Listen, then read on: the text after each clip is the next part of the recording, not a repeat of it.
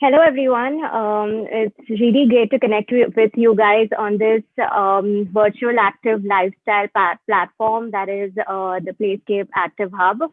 Thank you, TCS, for making me a part of this. I really just want to wish good luck to all those who are participating in the TCS marathon and giving my best wishes to you guys. Also, congratulations to all those who have completed the marathon today. I'm sure you guys must have done great. Okay, so I'm going to be talking a little about myself first. My name is Dr. Kanchi Vora, and I am a sports and musculoskeletal physiotherapist, an exercise rehabilitation specialist, a certified manual therapist, and a KT taping expert. I've done my bachelor's in physiotherapy from DY Patil University, Mumbai, and my master's in sports and exercise medicine from Queen Mary University of London. I'm currently helping people with hacks for rehabilitation and prehabilitation of different kinds of pain and injuries on my Instagram page, which is called as Rehab 360 by Dr. Kanchi Vora. In case you have any questions regarding any condition or injury that you're facing, you can reach out to me on my Instagram page, which is called as Rehab 360 by Dr. Kanchi Vora. I'm also going to be sharing my email ID at the end of the session so that you guys can reach out to me. I'm also currently taking online consultations for those who require one-on-one attention for their condition. So do reach out to me, guys. Okay, so moving on to today's topic, I'm going to be talking about plantar fasciitis. I'm going to be telling you what the condition is, its causes, symptoms, and how do you treat it. At the end of the session, I'll also be giving you some prevention tips for plantar fasciitis, which will be important for runners. So let's get on with what is the plantar fascia first. I'm going to be sharing my screen so that you can understand better about what I'm talking. Okay, so what is the plantar fascia? The plantar fascia is a broad ligament which extends from the heel to your toes, as you can see in the image. And any irritation or inflammation of the plantar fascia is called as plantar fasciitis. So it is a very, very common injury in runners and occurs due to increased stress to the plantar fascia. Why runners are more prone to get this injury is because running itself is associated with a lot of increased forces and stresses to your leg as well as your foot muscles. But the general population, even people who walk and stand for long hours, are likely to suffer from plantar fasciitis.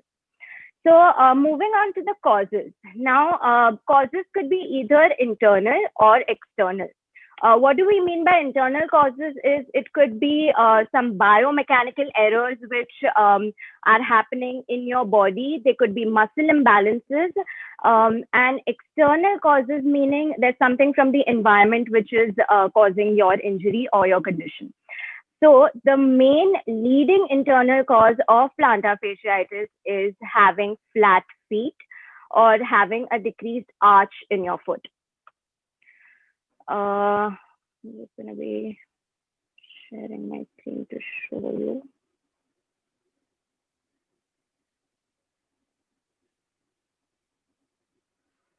Sorry.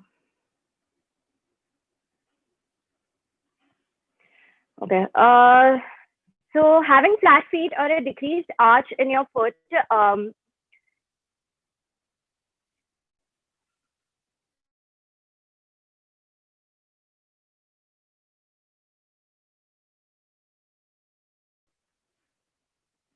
sorry.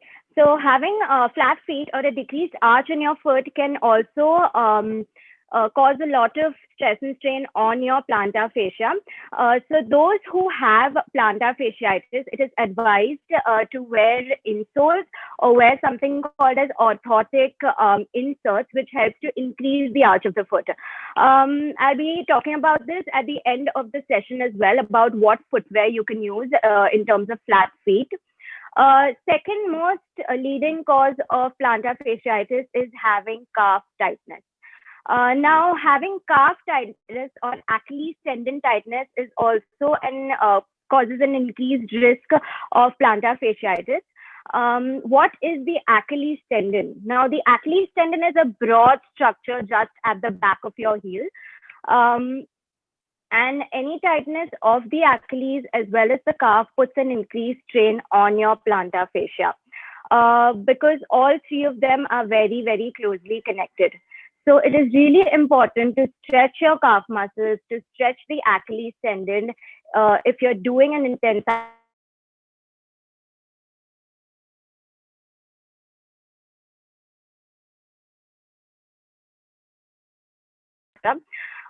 moving on to external causes.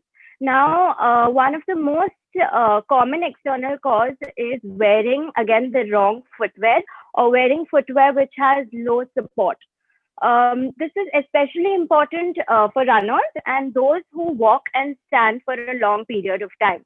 Why wearing the wrong footwear and runners as well as people who stand and walk a lot is associated is because wearing the wrong footwear can cause again a lot of overuse and fatigue of your leg and foot muscles, and increases the risk of getting overuse injuries as well as getting plantar fasciitis.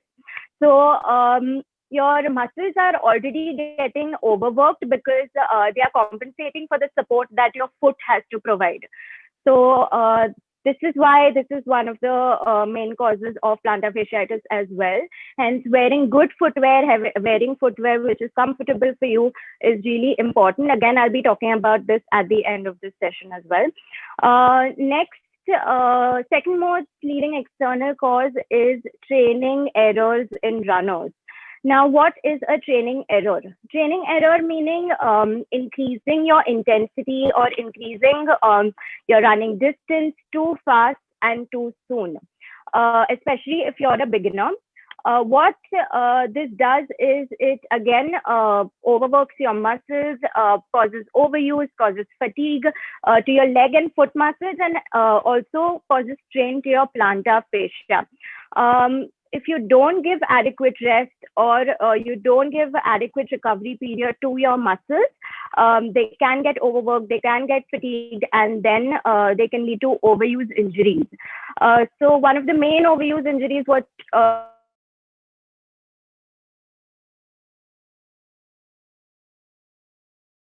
errors and who are not training smart enough and training too hard. Shin splints, stress fractures, even plantar fasciitis is a type of overuse injury. So it's really important to train smart, to go slow, especially if you're a beginner. That was about the causes. I'm going to move on to symptoms now of plantar fasciitis. One of the most, if you've suffered from plantar fasciitis, you know it is one of the most leading causes of heel pain. So the most tender point is usually on the innermost aspect of your heel. Also, there could be related radiating arch pain as well as heel pain in plantar fasciitis. One more very common characteristic which we see in people with plantar fasciitis is pain, stabbing heel pain when you take your first step in the morning. Then it eases out during the day when you take a few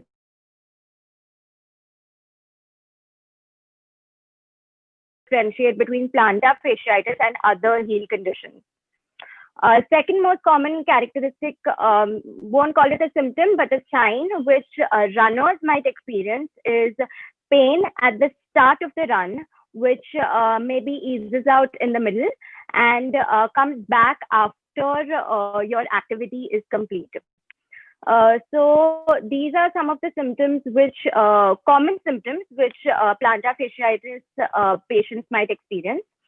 I'm going to move on to treatment now. Of course, if you're suffering from plantar fasciitis, you know it is one of the most bothersome and very stubborn conditions to treat. So it is ideal to treat plantar fasciitis in the acute stages before it becomes too chronic and leads to complications. Now, rather than the symptoms, why it has happened, treat why it has happened rather than treating the pain. Of course, we'll be treating the pain eventually, but we need to go back to why this has happened. Why have you got this injury? You need to, you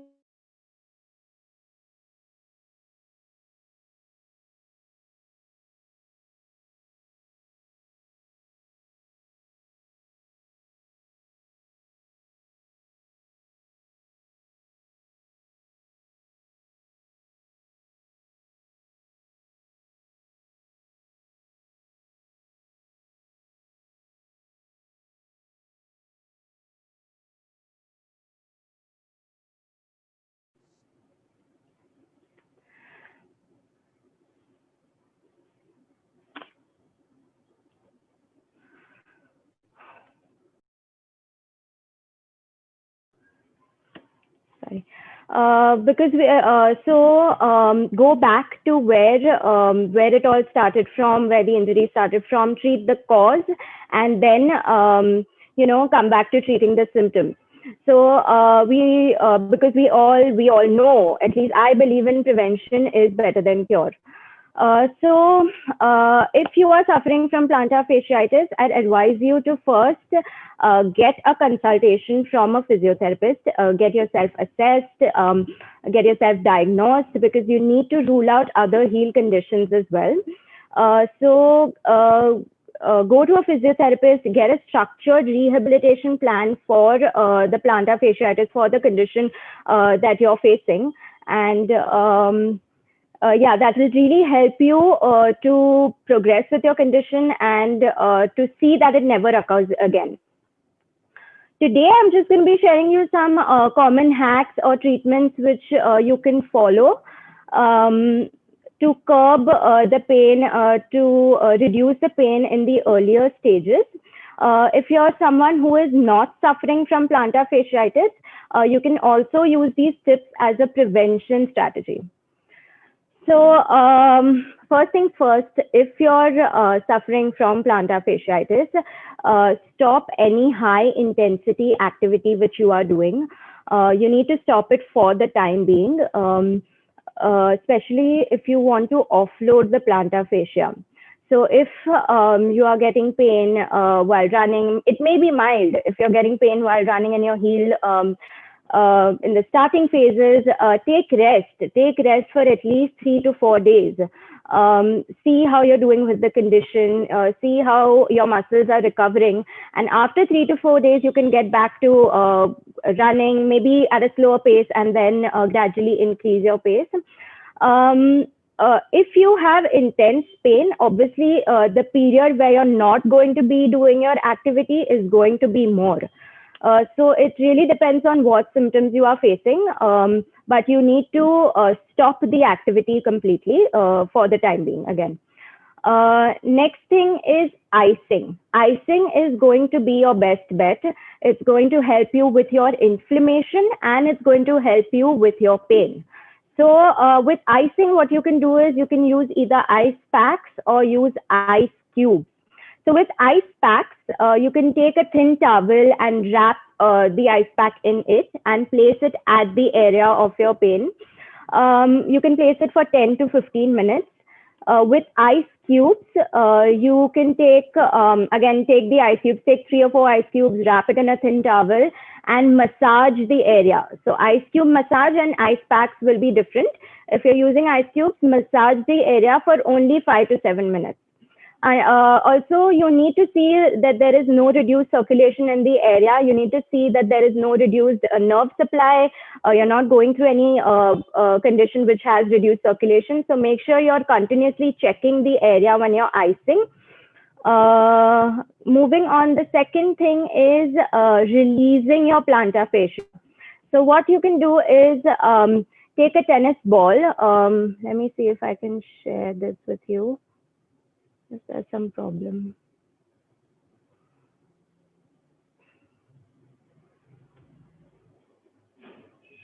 No.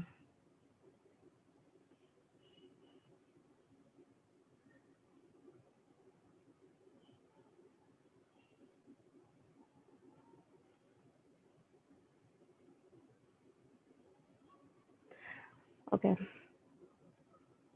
Sorry, there's some technical problem with my album, so I cannot show it to you for some reason. Okay, so I'll just explain it to you. What you can do to release the plantar fascia is take a tennis ball. You can place the tennis ball, the green color tennis ball which we usually use. Place it under the foot. Place it under the arch of your foot. Put your entire weight on the tennis ball and try to release your plantar fascia over it. So you're going to keep the tennis ball under your sorry. Yeah. Sorry for that. Okay. Coming back. So what you can do is put the tennis ball under your plantar fascia, under the arch of your foot, the plantar fascia area, which I showed you in the start. You can put it there. Place your entire weight on the plantar fascia. You're going to be on one leg. You can take support if you want and release. So your ball is going to be here. You're going to release your foot over it. You can do about 10 to 15 rolls. That will help you release the tension of your plantar fascia. If there are any knots in it, it will help you even stretch the plantar fascia a little.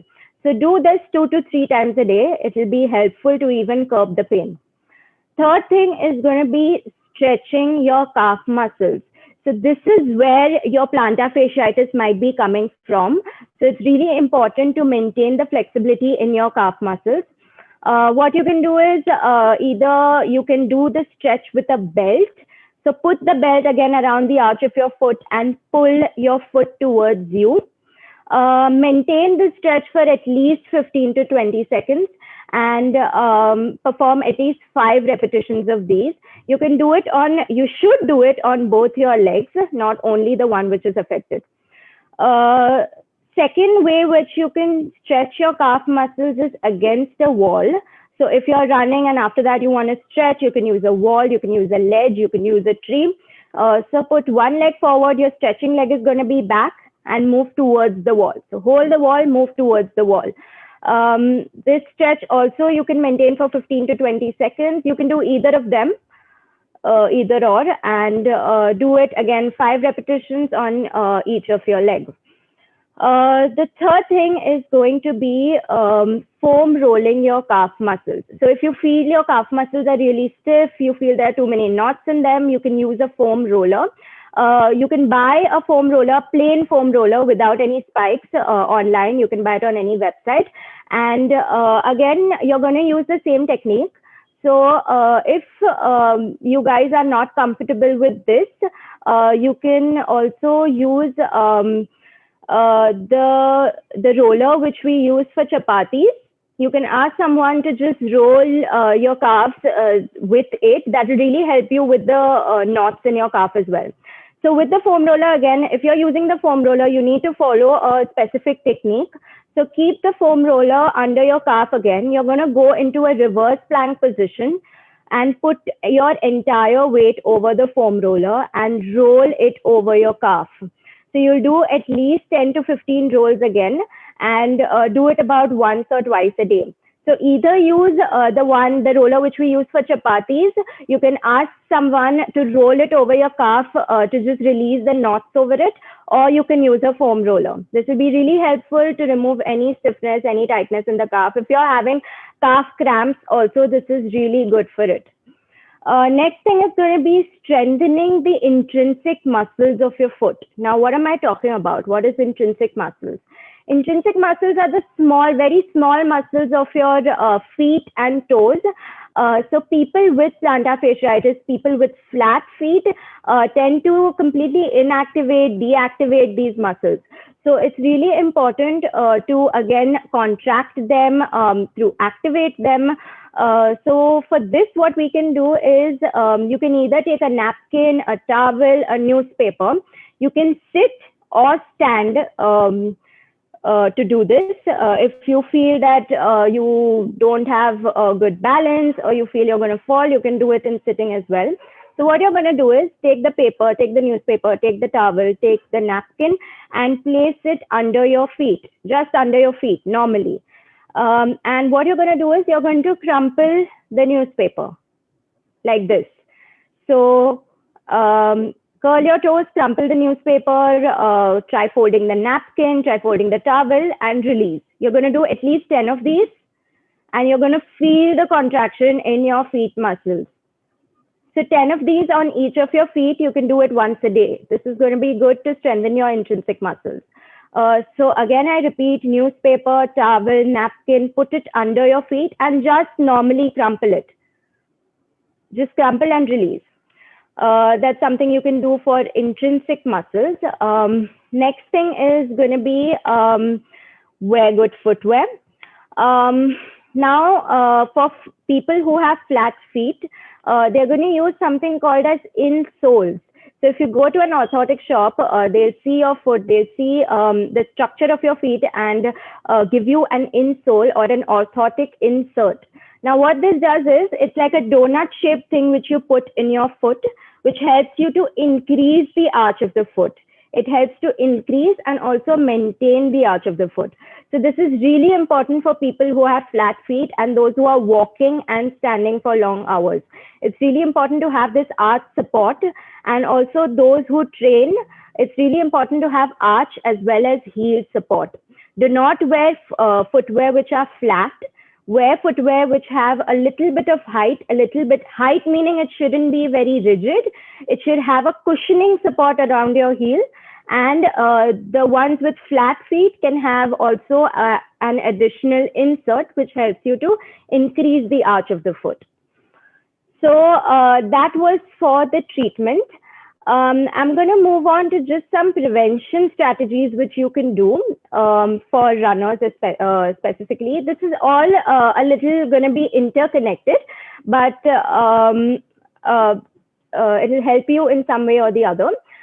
First things first, to prevent any injuries, even plantar fasciitis, you need to, if you're a beginner at running, train smart.